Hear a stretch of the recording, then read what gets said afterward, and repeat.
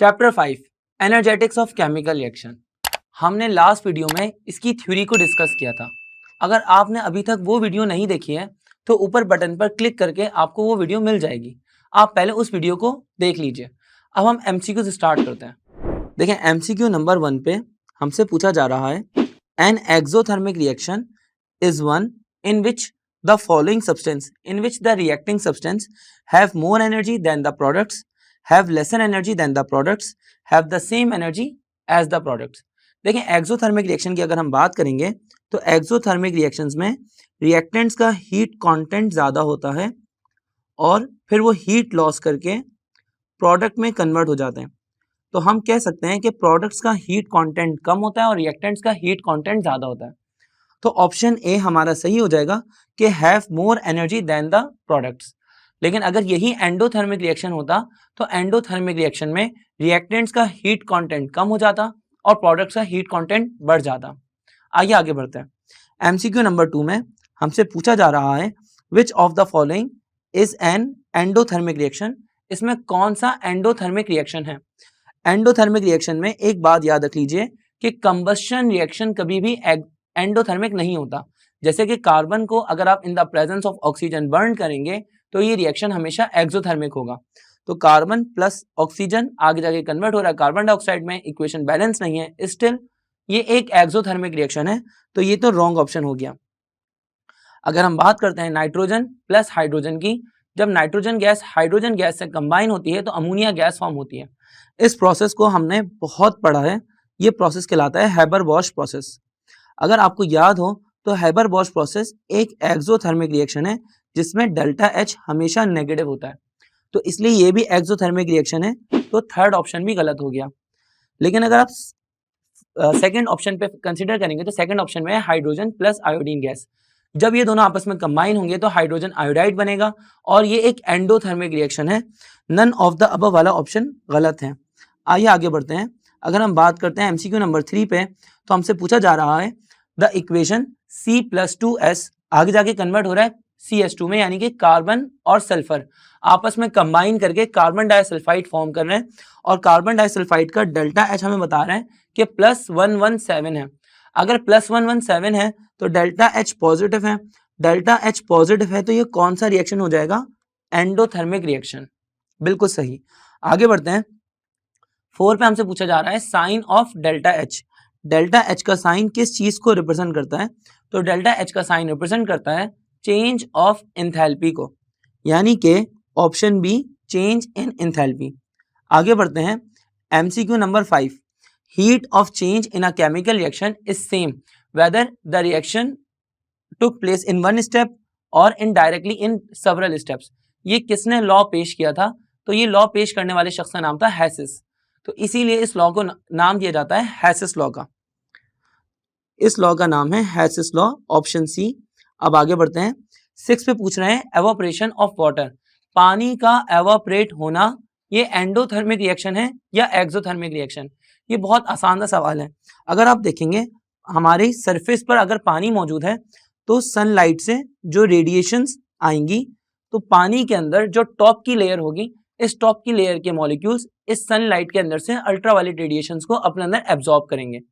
जब ये ultraviolet radiations को अपने अंदर एब्जॉर्ब करेंगे तो सरफेस के मॉलिक्यूल्स की एनर्जी ऑलरेडी ज्यादा होती है, वो और बढ़ जाएगी। जब वो और बढ़ जाएगी तो वो एस्केप कर जाएंगे और हमारे एटमॉस्फेयर में शामिल हो जाएंगे। इस प्रोसेस को कहा जाता है एवापोरेशन। एवापोरेशन के अंदर वो रेडिएशंस को अपने अंदर एब्जॉर्ब करके फिर एस्केप कर रहे हैं। इसका मतलब कि सिस्टम हीट को एब्जॉर्ब कर रहा है और सिस्टम हीट को एब्जॉर्ब करेगा तो ये रिएक्शन हो जाएगा एंडोथर्मिक। तो ऑप्शन बी हमारा सही आंसर है, एन एंडोथर्मिक रिएक्शन। अगर हम आते हैं एमसीक्यू नंबर 7 पर तो हमसे पूछा जा रहा है QP बराबर है डेल्टा H के। QP से क्या मुराद है। QP से मुराद है change of heat at constant pressure. Change of heat at constant pressure बराबर है डेल्टा H। डेल्टा H से मुराद है चेंज इन एंथैल्पी, यानी कि अगर हम कांस्टेंट प्रेशर पे हीट सप्लाई करेंगे तो सिर्फ एंथैल्पी में चेंज आएगा। यहाँ पर ये पूछ रहे हैं कि QP equal to delta H किस चीज को रिप्रेजेंट कर रहा है।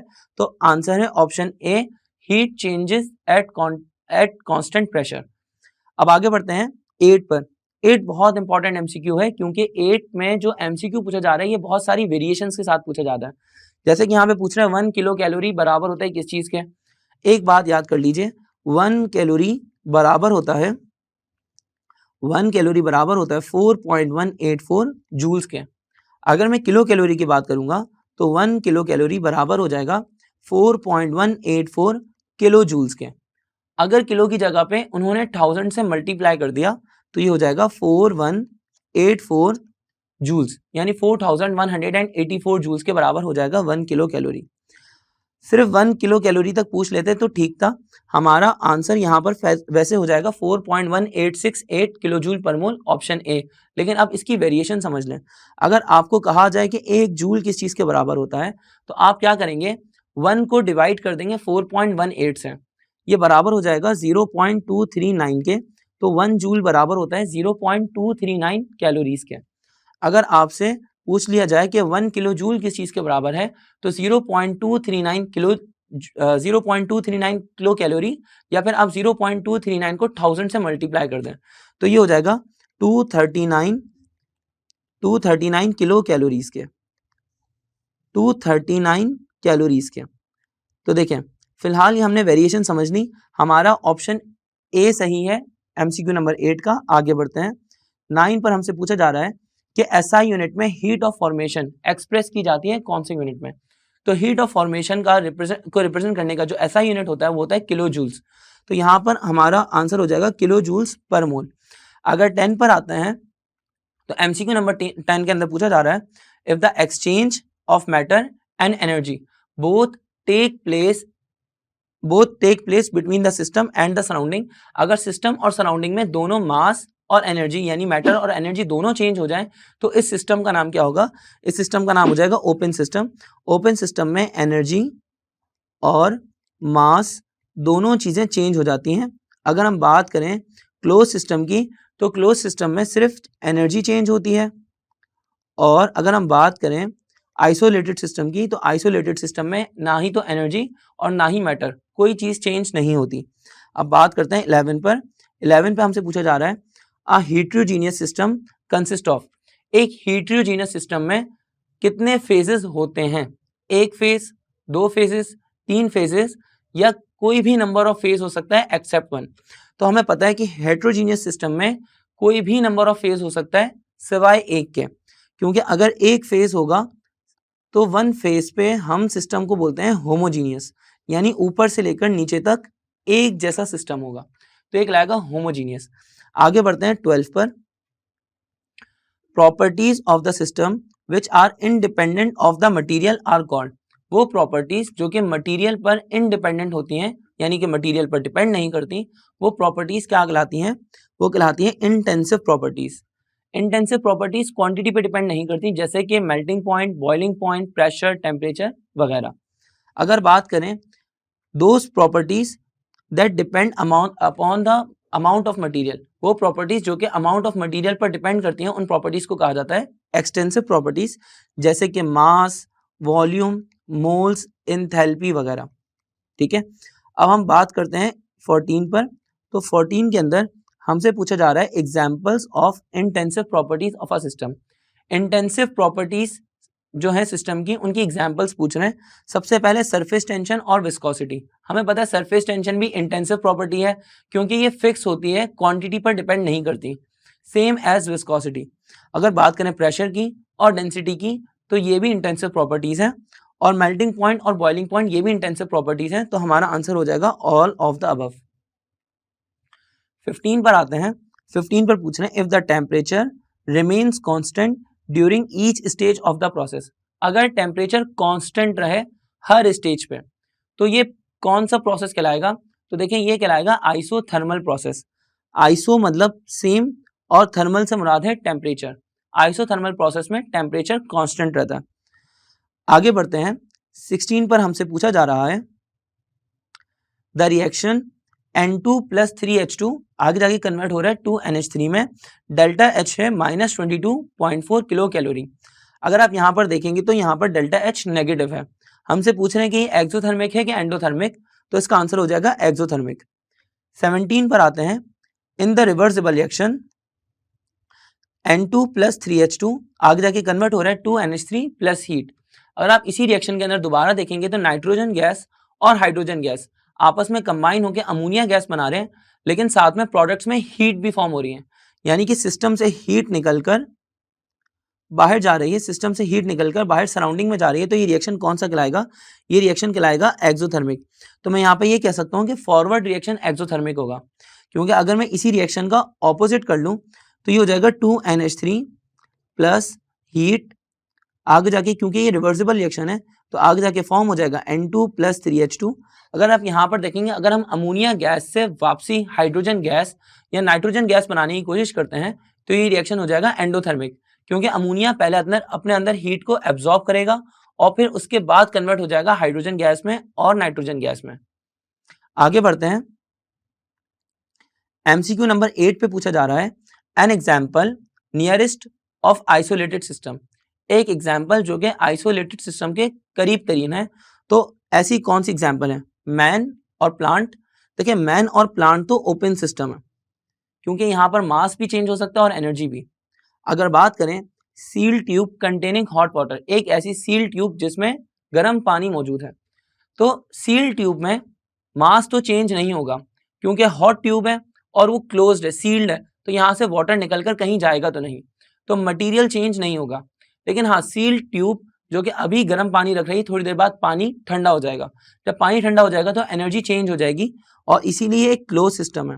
लेकिन अगर बात करें a sealed system, a sealed solution in thermos flask, thermos flask में जो सील्ड सोल्यूशन होता है वो बहुत लंबे टाइम तक एनर्जी को चेंज नहीं करता, ना ही मैटर चेंज होता है, इसीलिए ये सिस्टम कहलाएगा आइसोलेटेड सिस्टम। तो हमारा सही आंसर हो जाएगा a sealed solution in thermos flask. 19 पर आते हैं, पूछा जा रहा है the vigorous reaction that takes place when sodium reacts with water.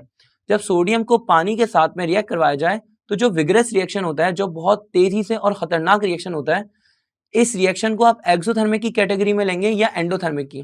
तो आप इक्वेशन को समझ लीजिए।